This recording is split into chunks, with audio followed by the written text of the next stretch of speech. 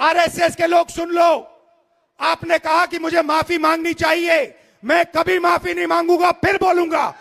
अमित शाह और नरेंद्र मोदी गद्दार हैं क्योंकि उन्होंने कॉन्स्टिट्यूशन पर आक्रमण किया है।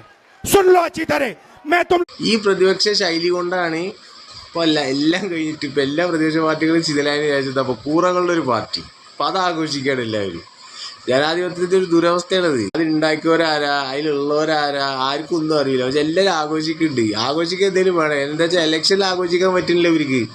കഴിഞ്ഞ് ഈ 5 സംസ്ഥാനങ്ങൾക്കുള്ള തെരഞ്ഞെടുപ്പിൽ എന്താ പറയുക, കേരളവും തമിഴ്നാടും അതൊഴികെ ബാക്കിയെല്ലാം BJP കൊണ്ടുപോയി. അതേപോലെ തന്നെ തമിഴ്നാട്ടിലാണെങ്കിൽ ഇവർക്ക് ഈ 5 സീറ്റ് കിട്ടിയോണ്ട് ഇവരാണ് ഭരിക്കുന്നത് പറഞ്ഞപ്പോൾ ഇവിടെ 3 സീറ്റ് കിട്ടിയിട്ട് UDF സപ്പോർട്ട് ചെയ്യുന്നത് BJP ഭരിക്കുന്നത് കേരളം. വ്യക്തമായിട്ടുള്ള പാർട്ടി ഇല്ലാന്നുണ്ടെങ്കിൽ സോഷ്യൽ മീഡിയയിലെ ഒരു പ്രതിപക്ഷം ഭരണപക്ഷമൊക്കെ ആക്കിയിട്ട് നമ്മൾ അവിടെ പ്രധാനമന്ത്രി മുഖ്യമന്ത്രിയായിട്ട് ആഘോഷിക്കേണ്ടി വരും. ആ ഗതികേടിലേക്ക് എത്തും കാര്യങ്ങൾ.